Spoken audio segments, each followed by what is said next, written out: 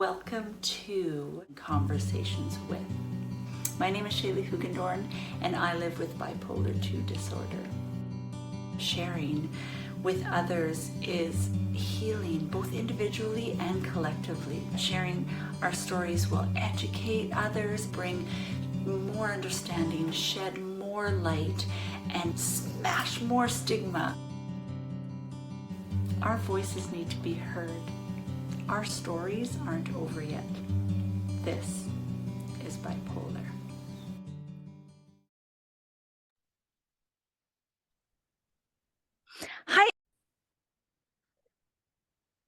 Hi everyone, welcome back to This is Bipolar.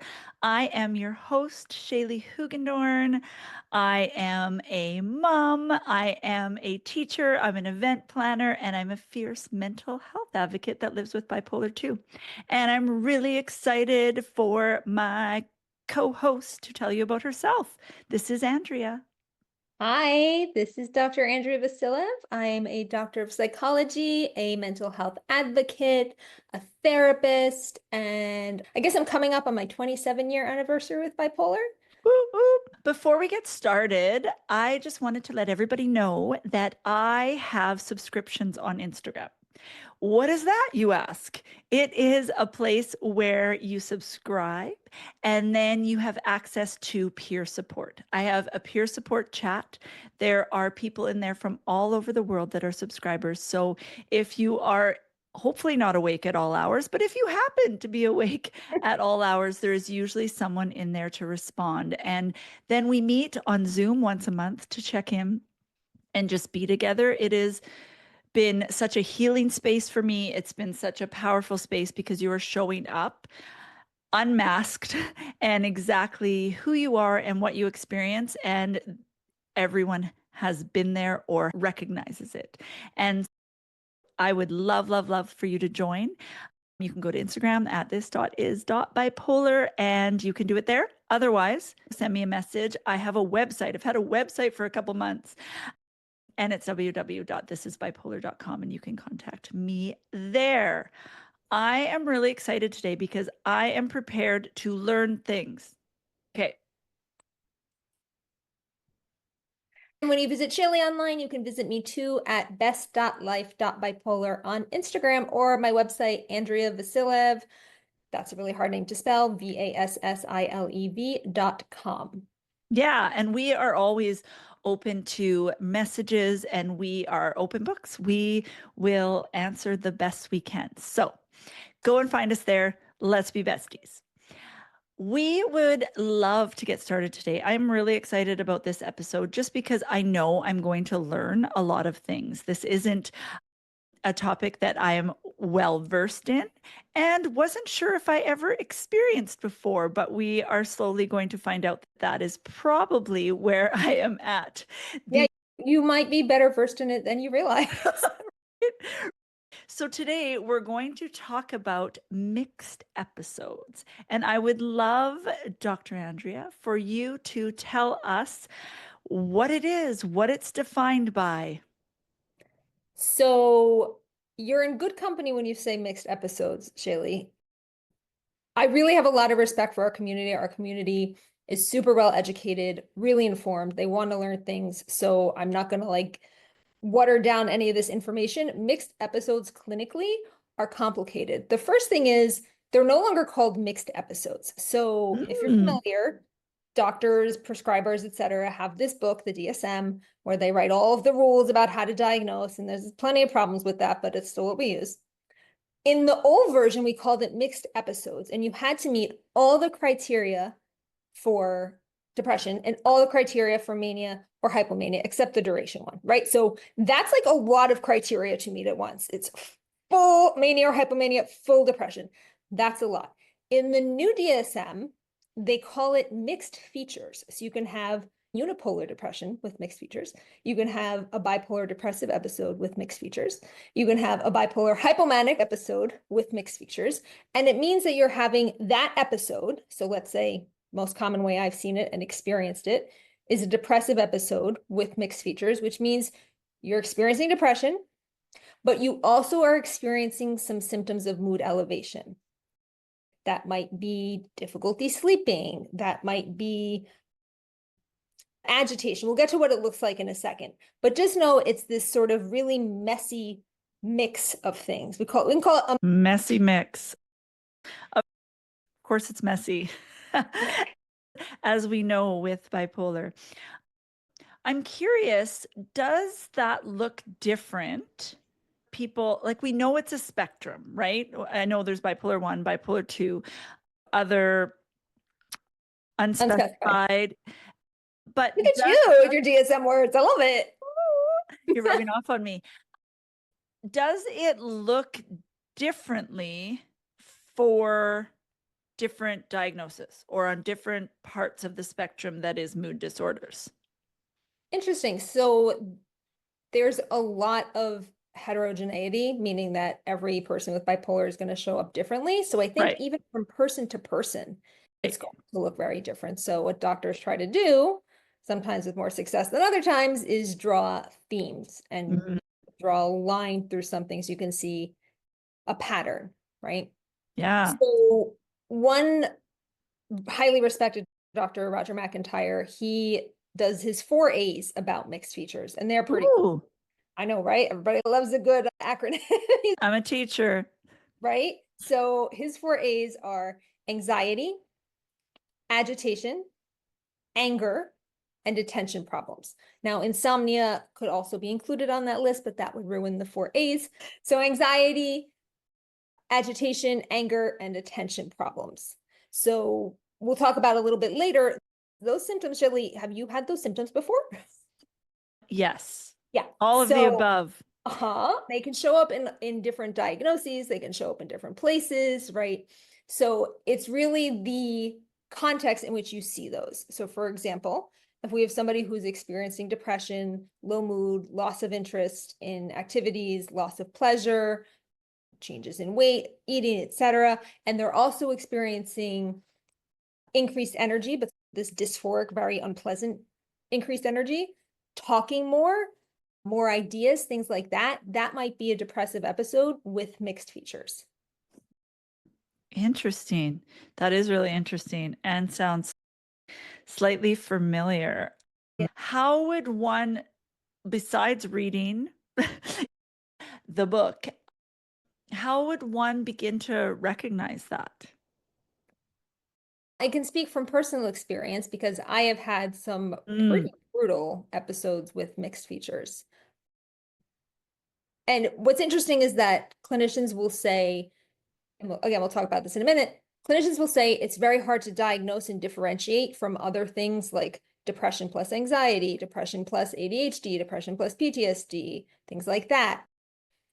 But I feel like when you've lived through it, like it hits you over the head and you just know. So for me, it's a very physical experience. It feels a lot like jumping out of your skin, or a friend of mine once described it as her brain banging up against her skull, right? Oh, yeah. Doesn't that sound familiar? Yes. So if you're living through it, I feel like it's almost easier for you to say what's happening than for a doctor to observe you and say, oh, this is what I think is happening. And that's why it's so important to advocate and to speak up about your experience when you're talking to your clinician. I can imagine, especially when pre-diagnosis or if you are untreated, that you wouldn't actually know because you're not aware. I know I was just trying to feel better, so I wasn't like super reflective of how I'm feeling. Mood tracking and all of those things are important, but sometimes I feel like I'm just surviving, or that bipolar disorder takes over so much that sometimes I don't feel like writing it down because I feel like even acknowledging it more, even though I know it's good. So I know that's probably recommended, and you'd probably be able to see it if you did that. As you're talking right now, I just did a little 10-minute update a couple weeks ago, and I talked about being in what I think was a mixed episode, which now I know is mixed features. I don't know how to differentiate. Maybe you have in your experience, if it would be a depressive episode with mixed features or a hypomanic episode with mixed features, if you're feeling both at the same time? Is one dominant? The different question, what matters most is that you get the right treatment. So we can split hairs all day. Let's take our whole community, our brilliant community, and nerd out. I'm down. Let's do that. About Yes. how to define it, how to classify it, and how to code it. But remember that the ultimate goal isn't necessarily to have a title, but to have a Yeah. treatment. Yeah. But to answer your question, if you have a hypomanic, manic, or depressive episode, you have to meet all of those criteria except the duration one.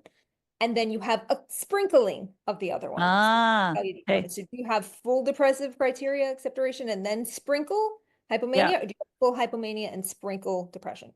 Got it. Yeah, that makes sense.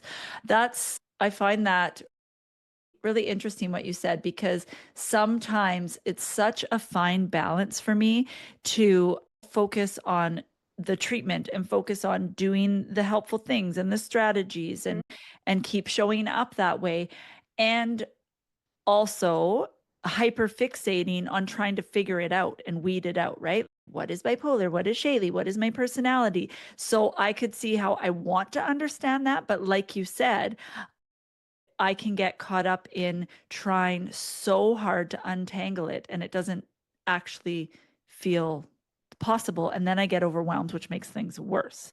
Do you ever Right. experience that? Does that sound Yes. familiar? Yes, overwhelm is a good friend of mine.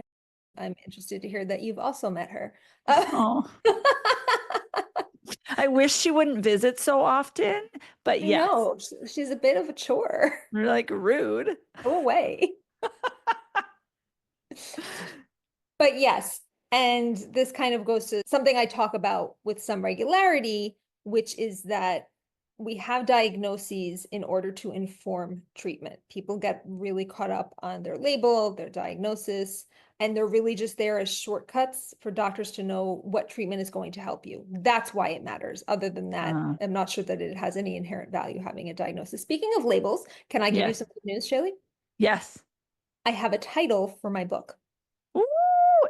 P.S. Everybody, Andrea's writing an amazing book. Yes. Tell us the title. Because I said the magic word and now I'm taking a tangent for a second. The book is about self stigma. It is a workbook, an interactive workbook. It'll be published by New Harbinger, June 2026. And the title is Beyond the Bipolar Label, a Ooh. workbook to overcome self stigma, break the cycle of shame, and live authentically. So you said the magic word label, and here we are. I love it so much. And I have had the privilege of seeing little tidbits of said amazing workbook. So we watch for that. We will be screaming about it from the rooftops. And I'm actually really excited, not just because Andrea is my friend and an amazing clinician and so wise. It's because I think that it will be really helpful, because I have a lot of treatment and I've done a lot of things, and I still struggle deeply with self stigma, and I find it very difficult to root out, and I go back to it very easily depending on what episode I'm in. So you described a little bit about what it feels like in the body. Can you tell me, you said you have experience with it, what it looked like in your life? Like, what did it look like in your daily life, or what did it feel in your body specifically?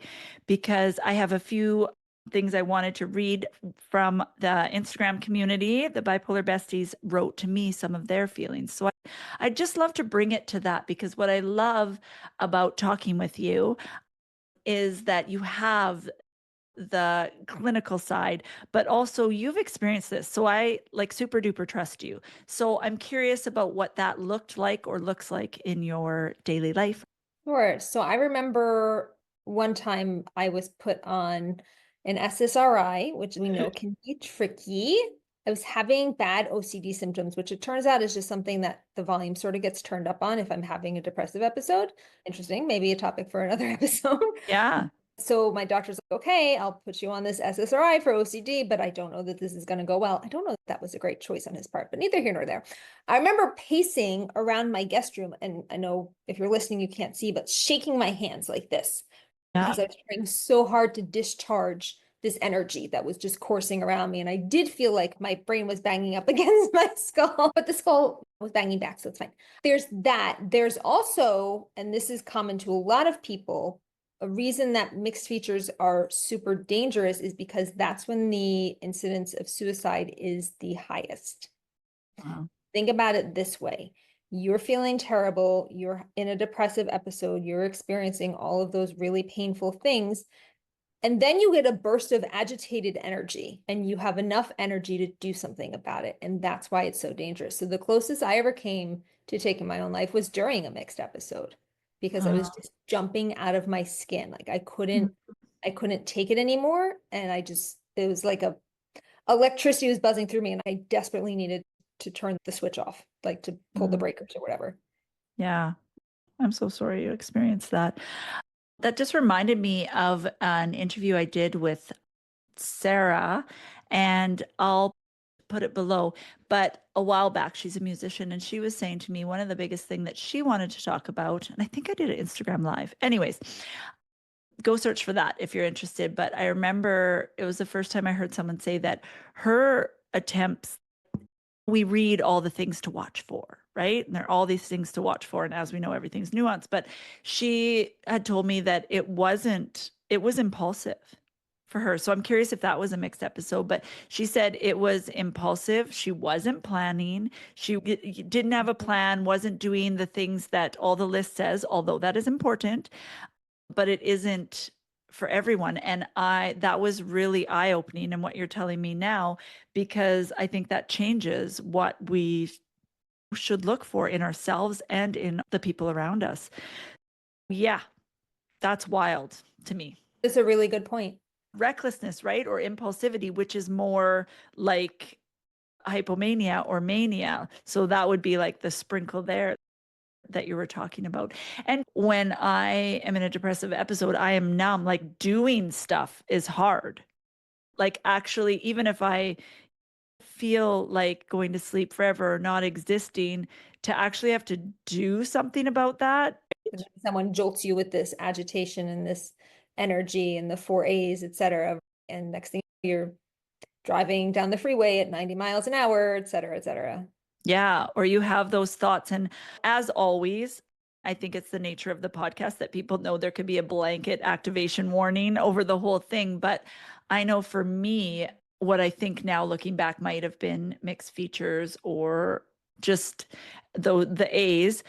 Sometimes I have these thoughts and people don't talk about them. And when I talk about them, there's a lot of people that are like relieved and say, me too. And I don't tell people because I'm afraid like to scare them. But to me, it looks like impulsive, like I just think about just driving over here a little bit and getting just into a little bit of an accident, or do you know what I mean? Or those things pop in my head, like I should just veer into traffic. And I don't have a plan, and it's not like I want to die, but it's a strong feeling, right? Or I have ones too where not just considered suicidality, but like where if I just got hurt, right? If it just broke my leg or I was in the hospital, then maybe people would see my pain. So I understand both of those ones. This urge to end pain and in this recklessness mixed together again is a very potent, dangerous combination, which is why it's so important to be on the lookout for mixed features because they can blow up fast. Yeah. I wanted to read something that I just found so powerful that someone wrote in when I was talking about it on Instagram. And I just thought it was so well written. And I was just like, aha, yes. Sure. And so the person wrote, for me, my first mixed episode felt like being strapped to two different roller coasters going in opposite directions at the same time. I had this intense energy, like I could run a marathon, but my thoughts were dark and racing, telling me I was worthless. I remember pacing in my apartment for hours, feeling the unbearable need to do something, anything, but also the crushing weight of despair. It was terrifying because the energy should have felt good, but it was twisted and fueled by negativity. That's gorgeous. Terrible that they experienced that, but so articulate and put together. Yeah. I often say it's like your brain is throwing rocks at you, but really fast. Yeah. Like, how are you supposed to defend yourself from the inside? Yeah. Let's title this episode that. How are you supposed to defend yourself from the inside? That's great. Right? Deep Thoughts by Shaiey. So we've talked about a few things about what it might look like, but I wanted to go a little bit deeper. So what are some other features, or is there anything else we should know or be looking for? I think that a lot of clinicians struggle to diagnose mixed features because it, like we talked about before, it can look like other things, or rather other things can look like mixed features. So we talked about the four A's. I'm going to get them in the wrong order. Sorry, Roger McIntyre. Of agitation, anger, anxiety, and attention. That's not the order I did before, but that's fine. Those four things show up in generalized anxiety disorder. Anxiety is right in there. They show up in ADHD. Attention is right in there. If you're really anxious, you might be feeling agitated. If you have ADHD, you might be feeling agitated as well. This is the limits of language. These might be different flavors of agitation, but you're looking at diagnostic criteria, they're the same words. If you have experienced PTSD, post-traumatic stress disorder, you might be feeling anger. You might have attention problems, right? Executive functioning struggles. So on paper, they can all look similar. I think, like I said before, once you've had a bipolar mixed features state, mixed episode, whatever we're calling it, it becomes really obvious the next time you have one. It's such a specific feeling, and I'm probably not doing it justice, but it is such a specific feeling. I live with ADHD. If you've ever had the pleasure of speaking to me before I take my pills at 8:30, Shaiey, it's a trip. I love it. It's a trip. So having ADHD and having attention problems and being a little agitated, right? That is a different feeling for me than having a depressive episode with mixed features, right? There's not the mood component. So if you only look at the four A's by themselves, they can look like other things, but are they layered on top of a full-blown mood episode, mania, hypomania, or depression? Yeah.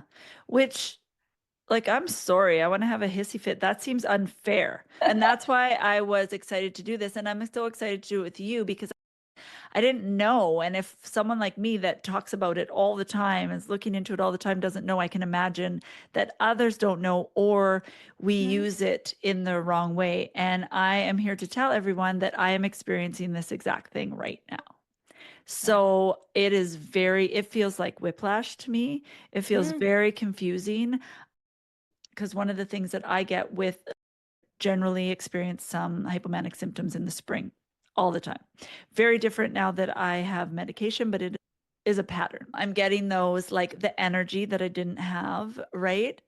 And also, when I am hypomanic, I want to change everything, right? Like, just, I get excited. I want to change everything. I want to move everything around in my house. I want to get a new wardrobe, but I'm not getting the energy that it takes to do it.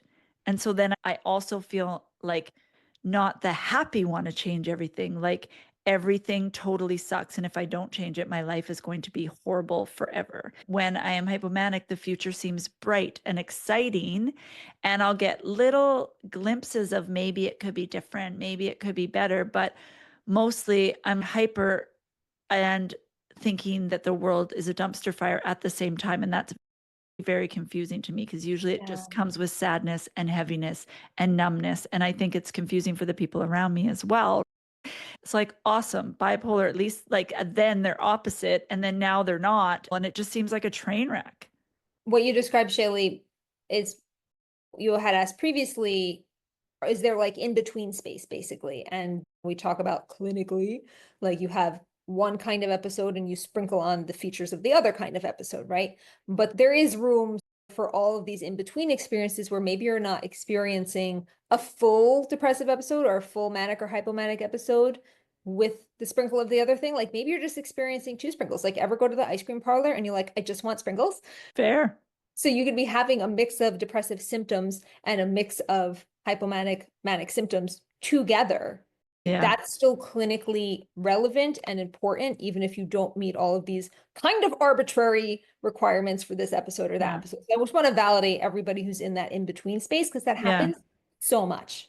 Yeah. And it's so hard because as humans, we want to categorize things and put things in boxes and make sense of things. And I think that's just an added hard thing Yeah. about this illness and a hard thing to explain to other folks because they'll be like, well, you just said you felt like this last month. For people that love people with bipolar, if it's confusing for you, 100%, and that's hard for you, but could you imagine living it? I'm just saying, just saying. Yeah, exactly. And we think of bipolar as up and down, but mixed features almost feels like a separate dimension, right? So Really? it's an interesting story. I'm on this lived experience advisory board for this project, and we were developing a sort of general measure of how someone's bipolar condition was doing. So they'd have one for the up and one for the down. And I can tell you, all of the people on the lived experience advisory panel wanted there to be a third item for mixed features, because we were like, no, it's not just a combination of up and down like it is in the book on the Yeah. paper, Yeah. technicality. It feels like a separate experience. We did end up losing that battle, but neither here nor there. Everybody who had lived it said this is a separate dimension. Interesting. I feel kind of like equally sad and also comforted that I actually can understand it, and that there's actually, I always feel good. I think language is so important, like that there can be language for my experience, because the tendency, even with a giant community and a podcast and all the things and so many bipolar besties, I still, it goes back to thinking I'm the only one. And this is a flaw of mine. And even within the community of lived experience of those with bipolar disorder, of course, like I'm different, of course. Isolating by nature. Yeah. And I think that goes back to the self stigma, right? The idea that this is something that I can fix in my personality or what. Implying that it's broken. If it needs fixing, of course it's broken. Of course. Another thing I wanted to talk about, the community just showed up big time when it came to this. And there was just some really eloquent things. And then I put it together, and there was a few more things that I wanted to talk to you about some of the symptoms.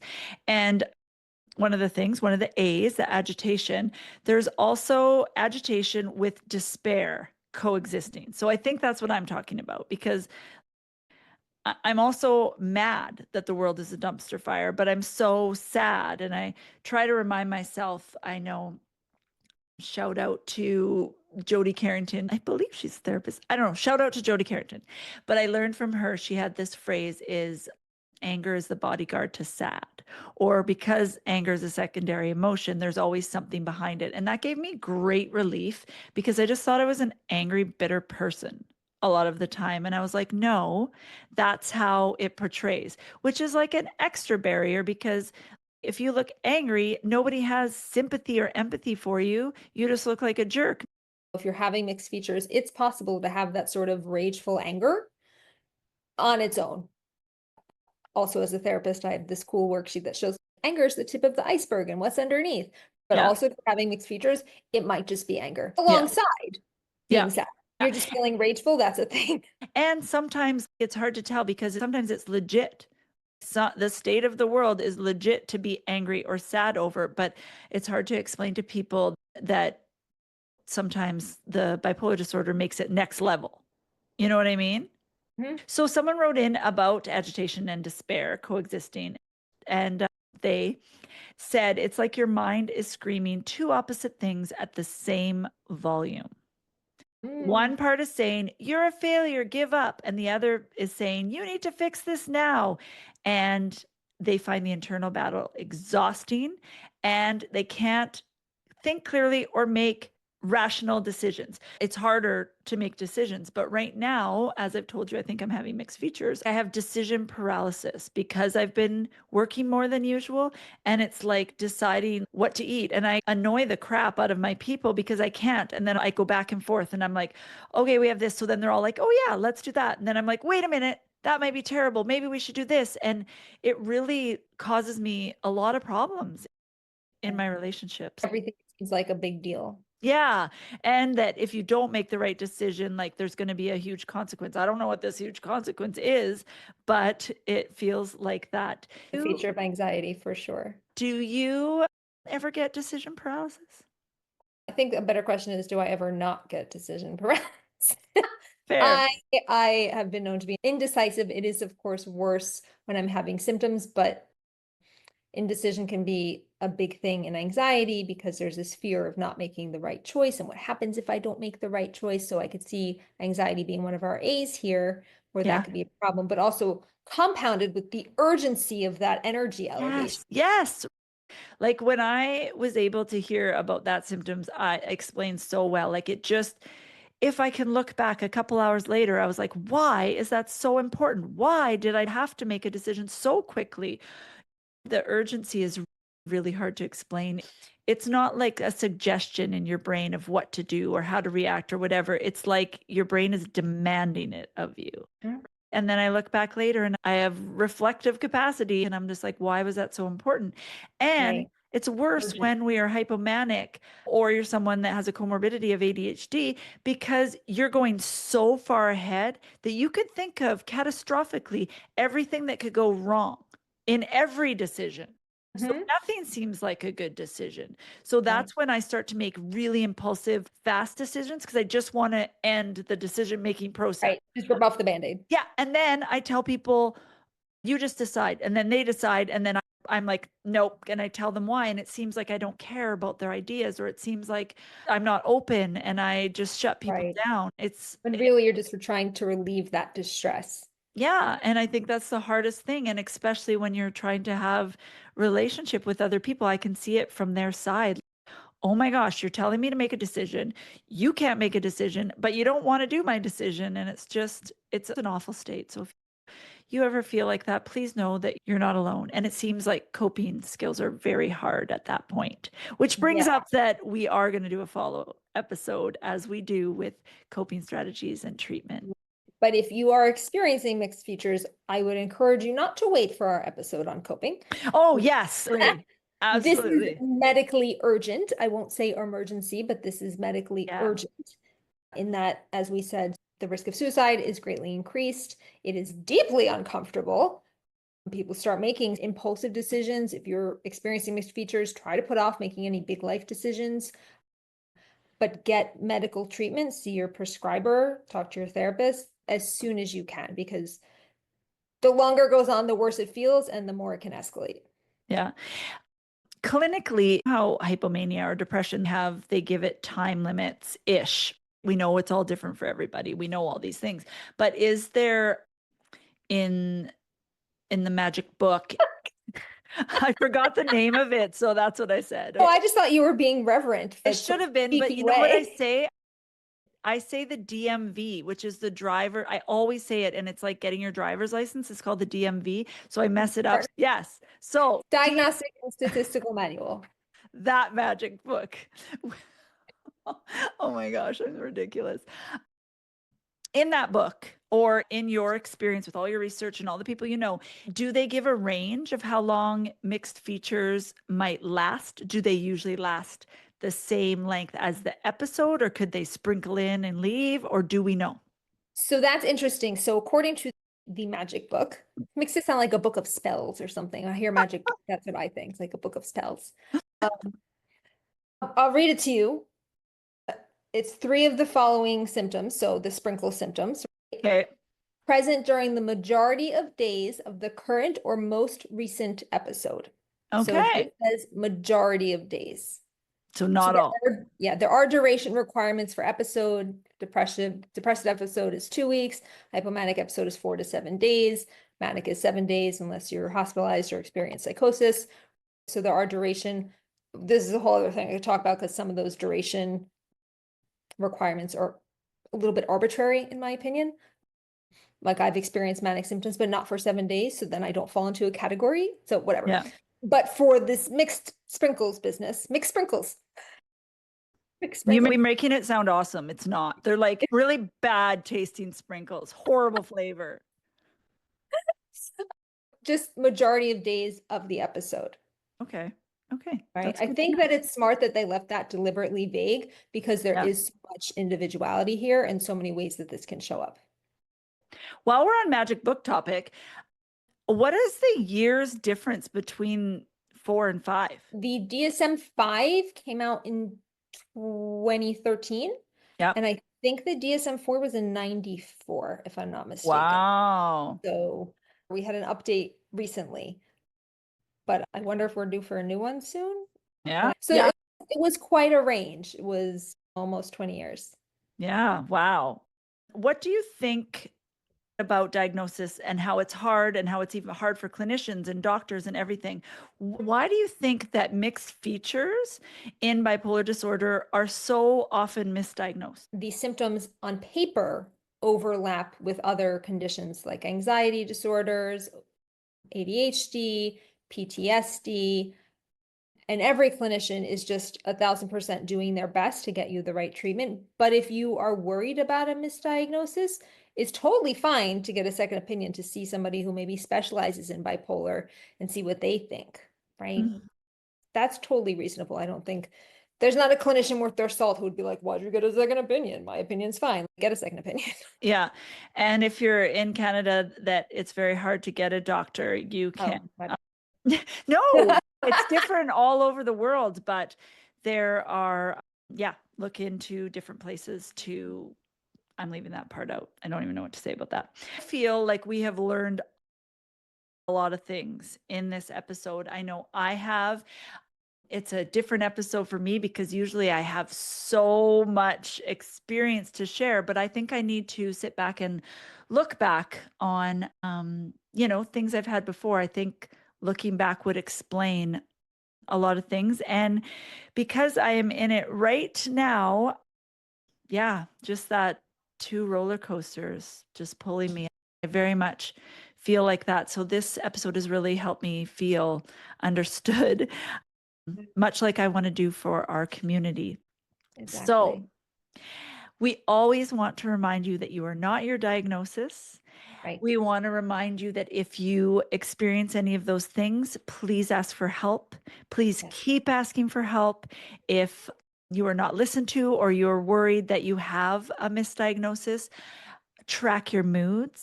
I'm going to be talking about it a lot in the future, but there is a lot of apps I've tried, but there is one app called Polar Us, and it is something that I was helped to work on a board or whatever, but it came out and it looks at our quality of life. But there are articles in there about these mixed features, and they have such a huge group of people that are not just experts in experience, but also experts in research and studying in their field. So that might be a good resource to you, and check out Yeah. the app.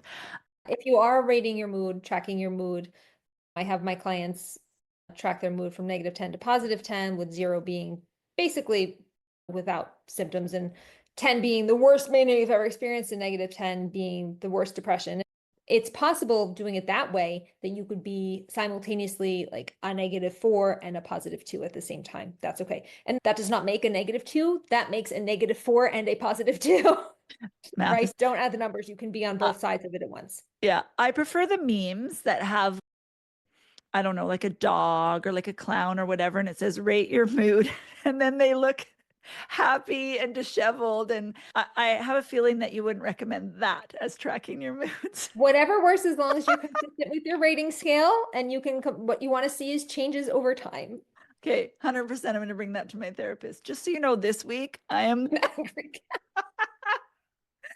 oh, Shaylee.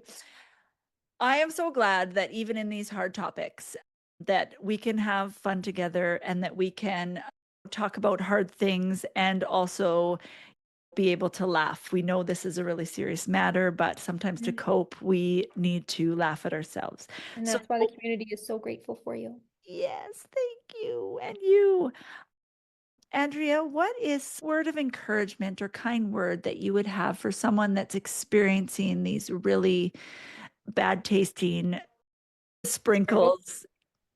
the icky sprinkles. Yeah.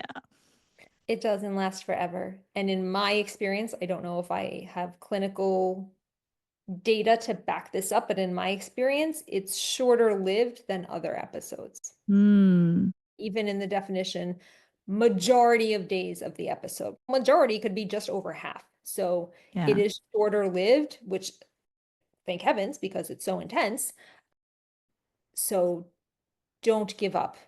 And as Yeah. always, know that it's not permanent. This is something that's happening to you. You are not this experience, all of those things. And I think I would say to tell someone, I would rather you scare someone a little bit, then follow through with some of your thoughts. And you would be surprised how many people have ideation that isn't a plan or isn't going to lead to an attempt. I think that it will be easier for people to say things out loud, because we know that when we keep things inside, it grows, and where if we bring it out into the light. I just want to say, my friends, keep showing up, stay alive. Our stories aren't over yet. Thank you, Andrea. We love you guys. This is Bipolar. Thanks again for tuning in. You can find video versions of This is Bipolar on our YouTube channel. We also have all our previous episodes of the podcast on Apple, Podbean, Spotify, and Google Play. We spend most of our time on Instagram at this.is.bipolar. There is a vibrant community there where we have conversations and posts. We'd just love for you to join us there. It is so helpful if you enjoy our work or think it would be helpful to someone if you could like and share and save and follow us in all or any of those spaces. If you're a listener for the podcast, if you could leave a review, we would be forever grateful. Again, thank you for being here with us. Let's get the word out. Let's share lived experiences so that we can change the ideas that people have about bipolar and help those of us that live with it feel less alone. This is Bipolar.